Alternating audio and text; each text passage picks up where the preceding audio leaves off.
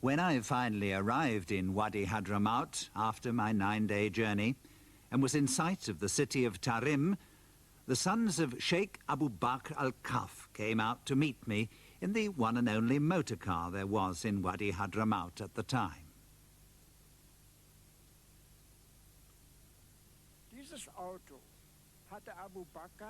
Abu Bakr had bought this car in Singapore and had it shipped to Makalla, where it was taken completely apart. The parts were all loaded onto camels and taken by caravan to Wadi Hadramaut, where they were reassembled by a mechanic brought from Indonesia. It was a 2-seater Chevrolet, a roadster with a rumble seat. It really could seat only 4 people, but 6 came with it to meet me, and so I was the 7th. Somehow we all managed to get in, with one on the radiator and one sitting on the flap of the rumble seat, and we set off first for Sheikh Abu Bakr al-Kaf's guest house, where I was to stay. Tarim is one of the 3 most important places in Wadi Hadramaut, the others being Sayun and Shibam. On one side are high cliffs rising over it, and on the other a wide belt of palms.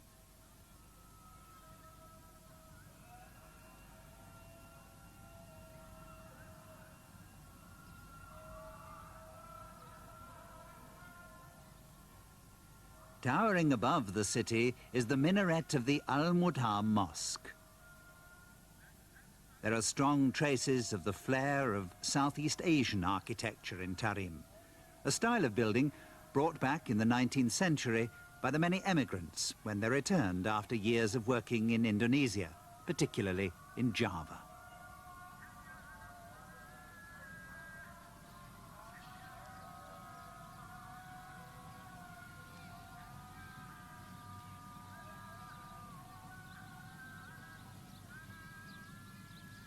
In those days, the Hadramaut region had various feudal rulers with the title of Sultan.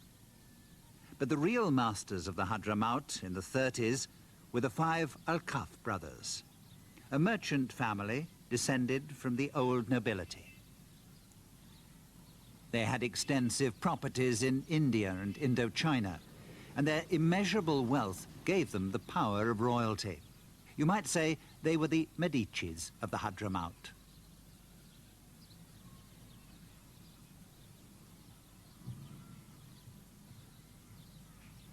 I was received with the truly lavish hospitality that's a matter of course in this country. And I stayed in a delightful palace, an Indian-style pavilion with countless rooms. I had 30 servants at my disposal and was heaped with gifts. Today, these buildings have lost much of their former splendor.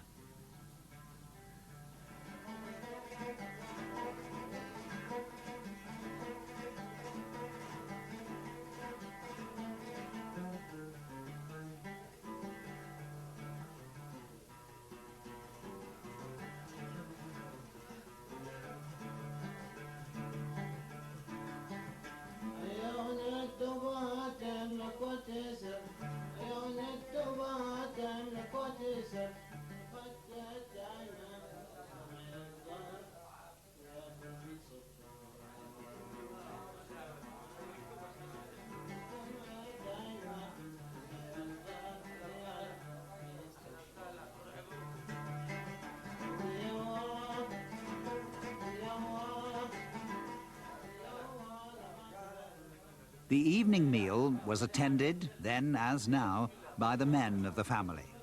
They squatted in a circle. A huge round metal dish of rice and another with mutton were placed in the middle of a white cloth, and everyone then helped themselves with their right hand from the great pile of rice. Eating with the left hand is regarded as highly improper.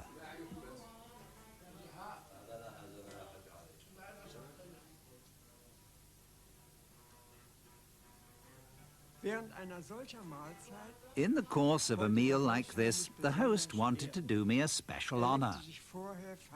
After licking his fingers clean, he delicately formed small round balls of rice and meat and put them in my mouth. Of course, I had to swallow it down, but did so with rather mixed feelings.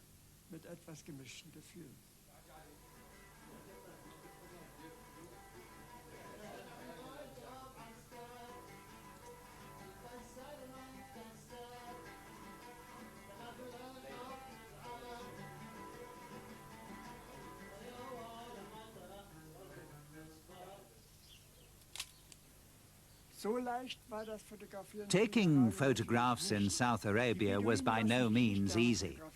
The Bedouin don't like being photographed, especially not the women. In those days, there was an angle viewfinder. It was put on the camera, and then I'd point the camera at the subject.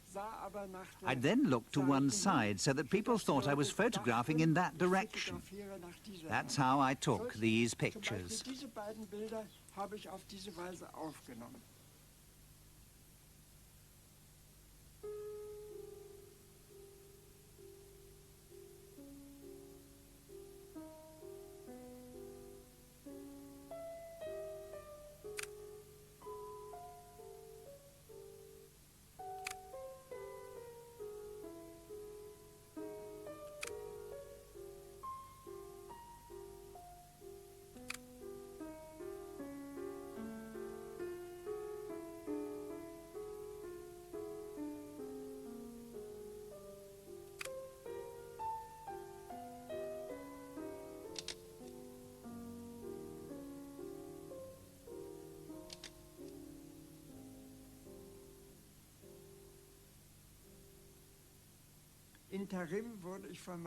In Tarim, I was received by my distinguished hosts with great friendliness and kindness. But among the host's many friends present at my reception, there were some who were shocked at an infidel, a Nasrani, a Christian, being received in such a strict Mohammedan household.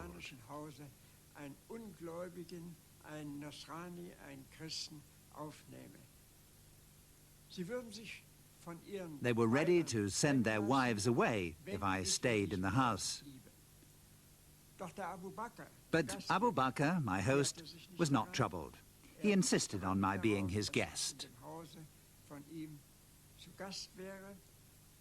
In any case, I intended to continue my journey to Shibam as soon as possible. I wanted to set out with a Bedouin, a donkey, a camel, and my servant Omar, although I was advised to give up this project because of the many feuds with neighboring Bedouin tribes. Tribal feuds were common in the Hadramaut. The Sultan scarcely took any notice. He seldom knew what was going on in the immediate neighborhood.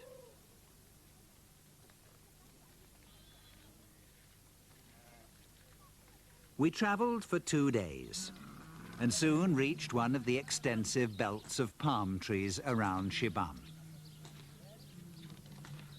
Shibam is a conglomeration of about 500 6- to 8-story skyscrapers, forming a rectangular block of about 2 square kilometers. The architecture in the Hadramaut is unique. It's said that the skyscraper was invented there, and that all the inhabitants of this country are born architects.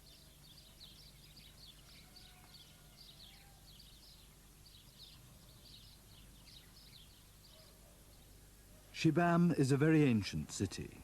It was already the capital of the Hadramaut region in the 3rd century AD. In contrast to many North Yemen towns, Shibam has no city wall.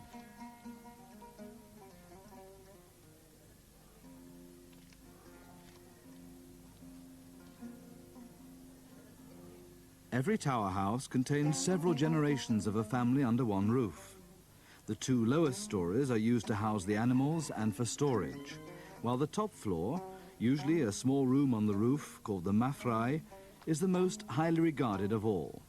It's here that the master of the house receives his guests. The stories between contain the living rooms, the women's room, and the divan, a chamber reserved for festive occasions.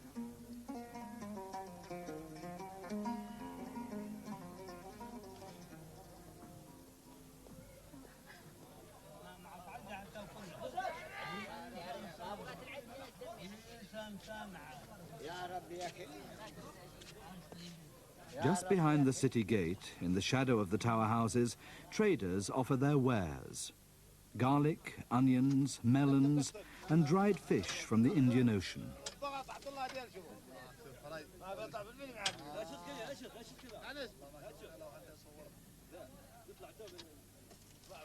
This little market has been here in this form for centuries.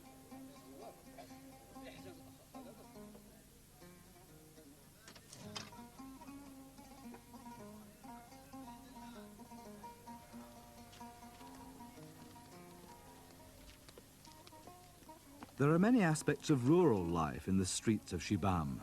Domestic animals are given an outing in the afternoon. Goats, chickens, donkeys, and even camels wander through the alleyways and across the open squares, giving the city its own special feeling.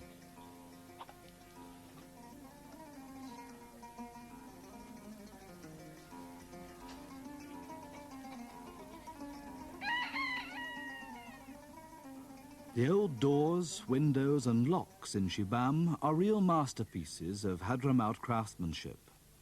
The valuable wood was brought to the desert by caravan from a long way away.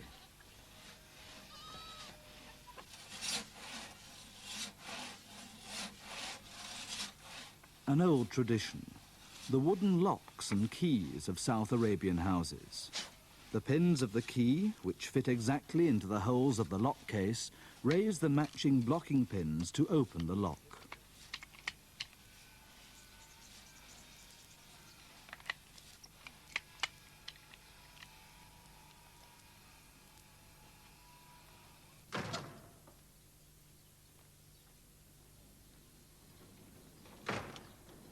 Wars and Bedouin raids were the order of the day at the time of the Helfritz expeditions.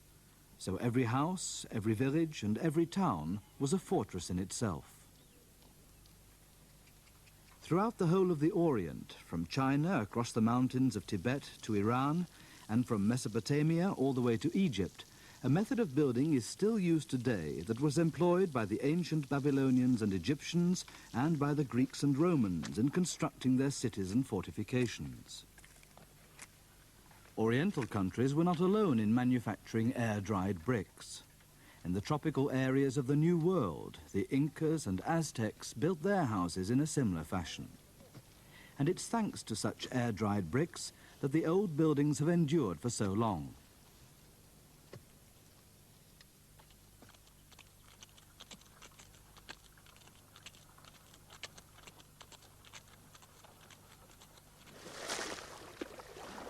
In the Yemen, they're still made in the same simple manner as in earlier times.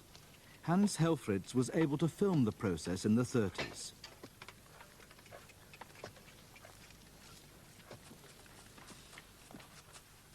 Agriculture, a major factor in the Hadramaut, is still carried on in archaic forms.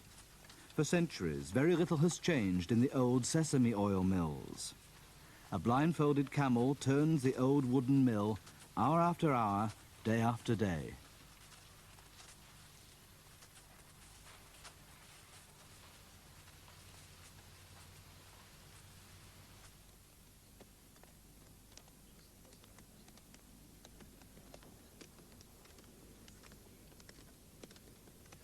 The loamy soil in the wadis of the Hadramaut is evidently very fertile.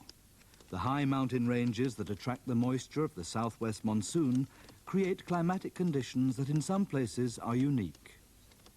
80% of the population, above all women, are engaged in agriculture.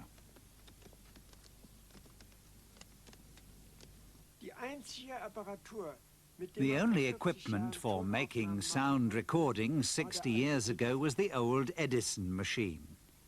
It was similar to the old horn gramophones, except that instead of recording and playing discs, it used a cylinder on a shaft.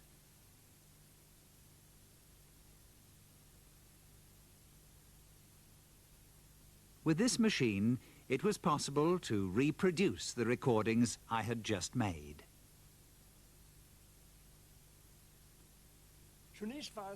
To begin with, it was difficult to find anyone who would dare to sing or play into such a large horn. They were all frightened of the devil and the evil spirits, which might rob them of their voices. But once they had agreed to do it, and then heard the music they'd just sung, there was great enthusiasm.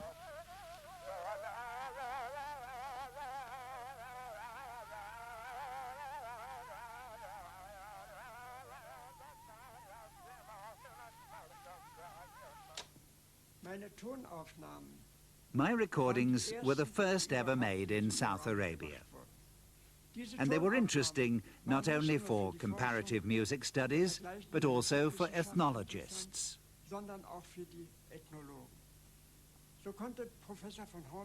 Professor von Hornbostel, for instance, was able to establish that some of the Bedouin songs from South Arabia were identical with Berber songs from the Atlas Mountains in North Africa.